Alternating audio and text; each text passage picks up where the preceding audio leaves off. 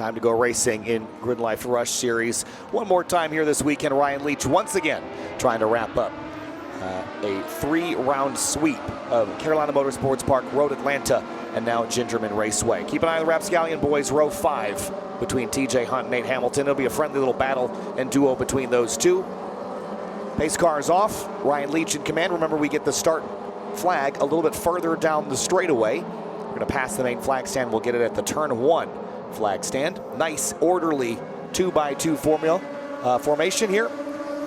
And green flag, we're underway in the GRIDLIFE Rush Series, the final race of the weekend at GRIDLIFE Midwest. 3 wide down the inside, James French forcing the issue, spin and slide in the background. 1 car off at turn 1. We'll see if everyone else gets away, but for the lead, Leach has it over Hosey, who has it over Bratz, and Volkel tries to do the over-under. Yeah, Volkel couldn't quite follow Leach into turn 1, and he's left him exposed to Nico Bratz, who took him into turn 2, but let's see if they can maintain overlap into turn 3. Yeah, heading down towards 3 now. It's still Leach, then Hosey, then Bratz, and then here's Andy Volkel kicking the thing out sideways. TJ Hunt trying to move forward here in the field as well. In the background there, slicing and dicing, trying to carve his way forward, but again, it was James French that took the field 3 wide. He gained a bunch of spots on the start. Yeah, and he's right back into where he's comfortable, up in 5th place as Nico Bratz goes very wide through 6, and Andy's going to try and take advantage of it. We have more cars going wide in turn 6. Brett DiGiacomo in the number 12 dropped the right side tires and just couldn't get it hooked back on the road.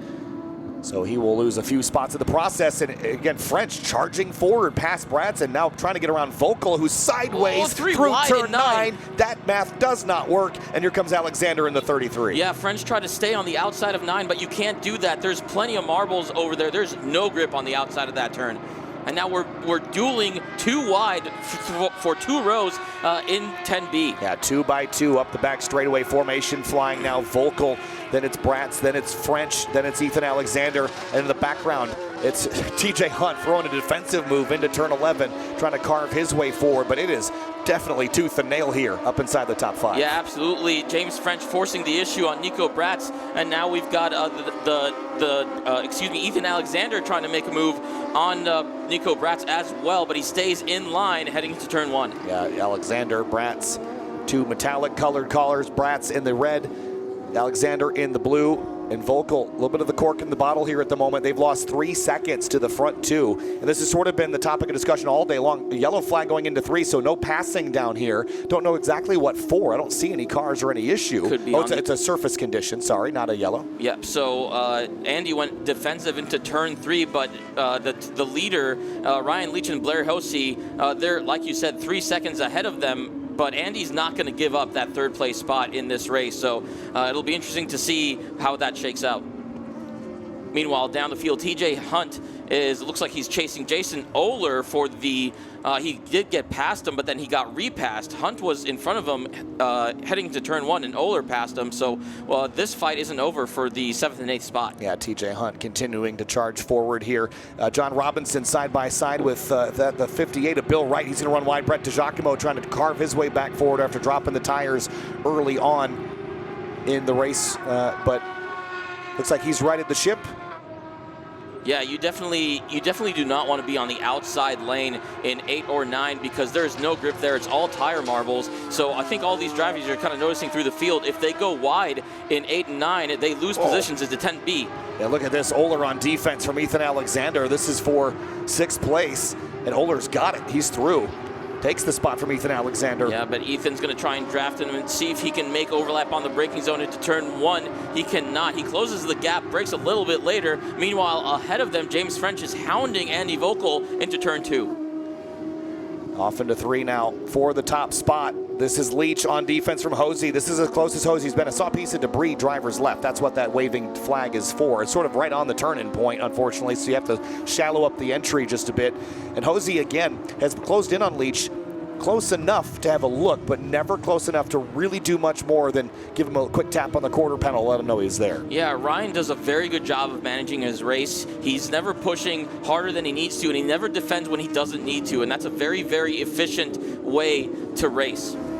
Yeah, Volkel again on defense, but James French is going to quickly try to find a hole inside or outside here. 7, 8, 9, a quick transition, pretty flat over here, and just you're balancing the car on the edge of grip. We saw these drivers 3 wide early. You see Vogel really playing pitch and catch with the car, and it seems like he's struggling right now. Yeah, he's been complaining about oversteer all weekend, and you can tell he does. Oh, as James French locks up the rear tires heading into 10B, he's going to lose that spot to Nico Bratz, who's going to get him on the inside. I think he's going to have trouble now because that's going to throw the transmission off, I think. Here comes Blair Hosey to driver's left. This is for the race lead.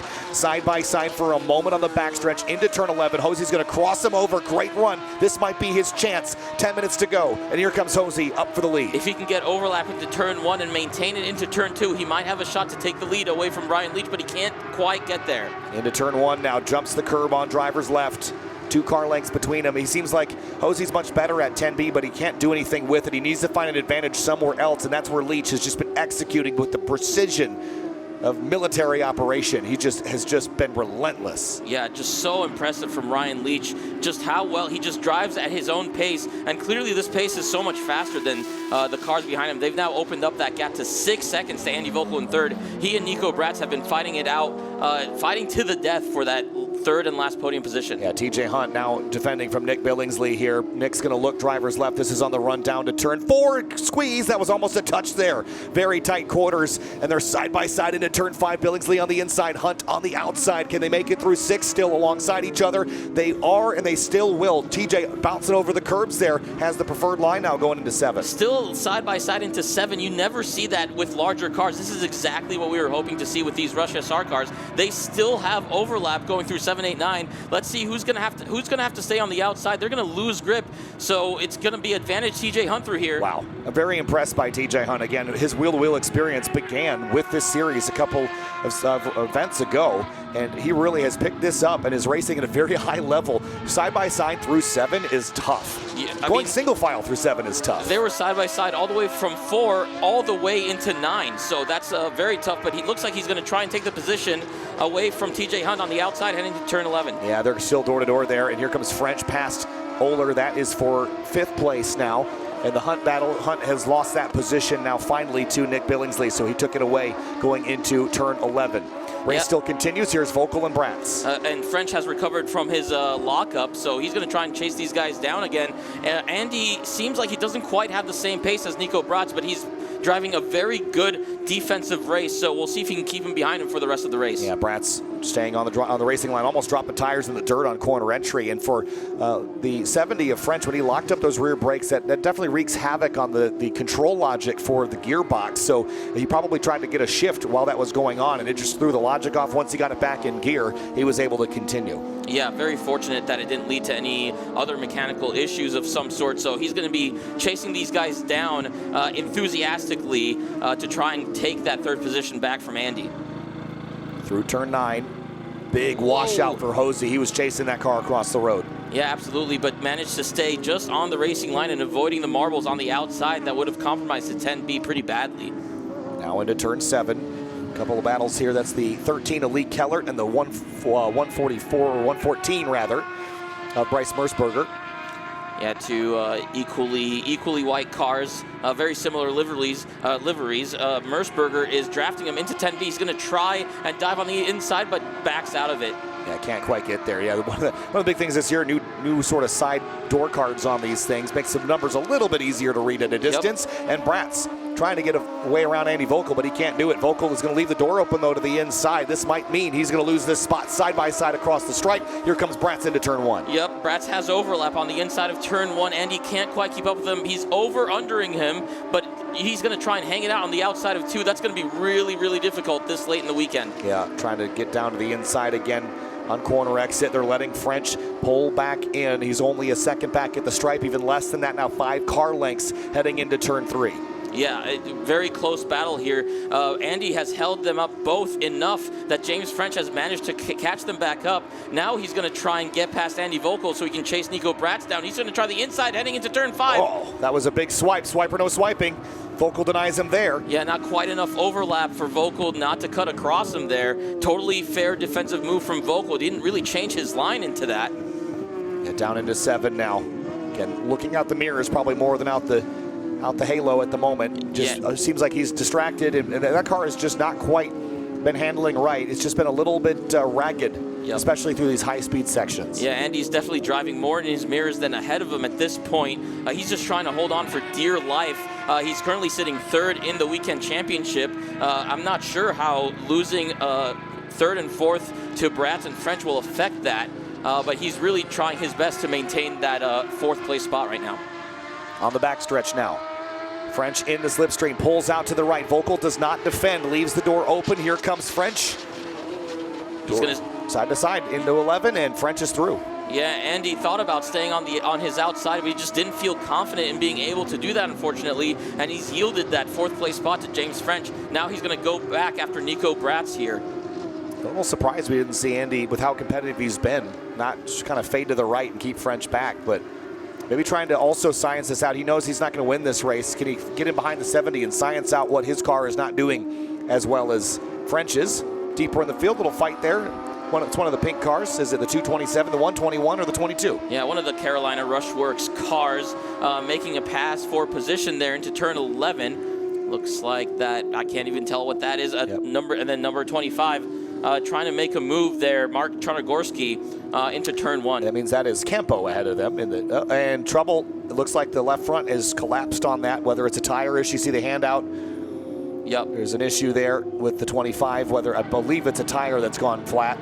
Yeah, definitely looks like it. That corner weighing down as Ryan Leach has kind of started to clear Blair Hosey in the second half of this race, where historically, or the rest of this weekend, Blair Hosey has been doing a really good job of catching him back up in the second half of the race. Now heading into turn 7, we're gonna have John Robinson. TJ Hunt, big bobble there at turn 9, hit the inside curbing and went for a little bit of a wash. Lost the spot there to John Robinson. Yeah, while we've been away from Hunt, he's dropped from 9th to 10th after Billingsley got through. And here comes French on the inside of Bratz, heading to turn 11. Really tight squeeze there from Bratz on the French number 70. Tucks in behind and moves French to third place. Yeah, good move from James French. Now let's see if these two can fight it out for the last podium spot, or if James French is just going to drive away from Nico Bratz. It kind of looks like he is right now. James French has a lot of pace in the second half of the race. He's going to try and see whether he can catch up back to the top 2, but he's 13 seconds back. That's a tall order to try and get up there. Lee Keller chasing at the moment. Car ahead here for position. This is through turn 2, the over-under opportunity. Keller in the 13 on the lead lap. Still, where is that 13 car on the road? I don't even see. Yeah, it hasn't quite made it through. Sorry, that's for 16th spot. Yep. So chasing down that car for the 15th position there. James French is putting a gap on Nico Bratz. We'll see whether he's closed the gap down to Blair Hosey once they've crossed the start-finish. We can get an update on the deltas there, but he's looking nice and clean. Oh, what car is this? Is that Nick Billingsley, potentially? It's very hard to tell. For a second, I thought it was Ryan Leach because of the gray front left corner there, but it looks like I'm not sure what car that is. Yeah, meanwhile, didn't get a look at the numbers on it. I think that's the run up from 2 to 3. And it's not the car that had the flat either. So no, it's a different car. Yeah, a couple cars now out on track. That's going to affect the racing here, although at least the top 5 have kind of separated themselves out, and they're kind of all running their own race right now. Yeah, no white flag yet. We're going to get to race another go-around here. French still hangs on to third, Bratz fourth. And again, no challenge for the lead. Hosey has lost about a second and a half to Ryan Leach, so there's no challenge up there right now. Yep. And there is some lap traffic, though, to contend with. And French has lost a second to Hosey in that last lap, so he's not catching those two up there. They're running their own race with a faster pace than everybody behind them. AJ Campo and Larry Brady. This is for 21st place. Making their way through turn 11 at the moment. Two car battles here and there. And I think that's Leach again. There's your race leader. And about 10, 15 car lengths behind is Blair Hosey. This is really the largest gap we've seen. We thought that maybe Blair would kind of punch through some of the defense from Ryan Leach at some point this weekend, but he just has not. I mean, he's got those steely blue eyes, Ryan Leach does. He's just so dialed in that no one's been able to get by him. Here's the 144 Nate Hamilton with some pressure from Bryce Mersberger. Yeah, and Mersberger is going to try and get past him for the 11th spot with TJ Hunt right in front of them in 10th. TJ was all the way up in 7th at some point, and he's lost positions as the race has gone on. So just a different, just not quite have the pace to stay in the top 10. Oh, he goes for a ride on the outside of 9. Oh, TJ Hunt spins, slides in the grass, and just gets dodged, pulls the car off the road. Yeah, that could have been bad. He could have spun into oncoming traffic, but fortunately he has it under control, and he's back out there. That's a scary, scary high-speed place to go off, isn't it? Yeah, we saw the same happen to Matan Rosenberg in the GLTC race. If you don't keep the wheel straight and you try and correct it, you could end up spinning across the track, heading to the outside of 10D, but he did a good job of recovering the car there. Yeah, race leaders have taken the last lap here. So white flag, 1 to go, and it's about 1.5 seconds between Leach and Hosey. Here's Hamilton and Mersberger up the inside. Mersberger takes the spot. See if Hamilton can do anything about it. No, it looks like Mersberger just had the better pace into turn 1. A little bit of an earlier break into turn 2, but he's going to power out. He has that position cleanly over Nate Hamilton. Yeah, good battles here. See if TJ Hunt came by the stripe again, or if he had come back to the pits. That was a big moment, and it would not be fun after that to carry on and continue. But Ryan Leach has just been so impressive. Yeah, just such a flawless race. It's really impressive to see him really dominate this weekend. And he hasn't dominated as much the other weekends fighting against Andy Vogel, but this weekend's really an exclamation point on his championship and how he is in this championship this season. 12 for 12. Ryan Leach won every race in South Carolina, won every race when we went to Georgia. He won every race when we went to Michigan. Ryan Leach still continues to dominate the 2025 Rush SR Championship. The GRIDLIFE Rush Series Race 4 at GingerMan Raceway and Midwest Festival goes to the 56. Blair Hosey 2nd place. James French charges to 3rd place. And again, Nico Bratz, Andy Vogel, and others coming across the line now. There's Vogel P5. I think he'll have a lot of notes to carry forward to the next rounds of the championship. Yeah, absolutely. I think they're going to take a lot from this weekend and really apply that to these other races. This is the first time that they've been on the back foot in a weekend. So I think they're going to have a lot of notes, and they're going to try to implement a lot of different changes to try and be more competitive in the future. Yeah, that was an extremely dominant weekend, and has already picked up a 3rd trophy. I mean, there's no doubting it. That's a full 100-point weekend once again. So 300 points on his year so far. You can't do any better than that. Yeah, I don't think we've seen any wheel-to-wheel domination to that extent here, other than maybe Tom O'Gorman back in 2022, I think, where he had a very, very dominating run in the T3. But yeah, very impressive from Ryan Leach. Ryan Leach gets it done. Blair Hosey 2nd place again. James French on the podium here in this last race. Nico Bratz, Andy Vogel 1 through 5. Alexander, Oler, DiGiacomo, Robinson, and Bryce Mersberger your top 10. Nate Hamilton finishes 11th. TJ Hunt got back rolling, finished 16th. All things considered, not a bad result there. Kelsey Billingsley 17th. AJ Campo rounds out the top 20. Yeah, and in 21st, Larry Brady, and in 22nd, Jake Sanders still on the lead lap. Tom Kirsting was lapped, unfortunately, in 23rd. Pat Brady, 24th. Paul Klitsch, 25th. Tim Burkhardt, 26th. Chuck Desjardins in 27th. Nick Billingsley in 28th. Mark Shonargarski in 29th. John Howe in 30th. And then to round out our last 33, looks like John Howe didn't start the race, so that would be the whole classification here for this race. Let's have a look at the highlights here from GRIDLIFE Rush Series race number 4. And it was a big, messy start. Cars off left and right, but they got it back rolling after a couple of moments here. Up in front, it was Andy Vogel, and this is 3 wide moment. Nico Bratz on driver's left, James French on driver's right, Ethan Alexander poking up the middle there. Oler and TJ Hunt going at it back here a little further. Yeah, 2 wide heading into 10B. 2x2 was quite something, as we see Ethan Alexander there making the move on Jason Oler. Then a little bit more battling there. James French locks up the right rear tire.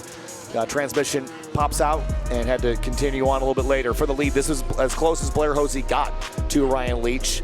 Look at this big send from James French on Oler down into turn 11 from a long ways back. And similar story here when he was chasing Vogel, almost ran himself off the road again. Yeah, James French had quite the roller coaster of a race. He dropped down to as low as 6th or 7th at some point, and then he fought his way right back up into 3rd. As we see, TJ Hunt goes way wide in 9th, goes for a ride in the dirt, but manages to recover it and finish the race in the teens. Yeah, that was a lucky slide there. Did a nice job keeping it off course. Ryan Leach, though, with just absolute precision, wins race 4 for the GRIDLIFE Rush Series.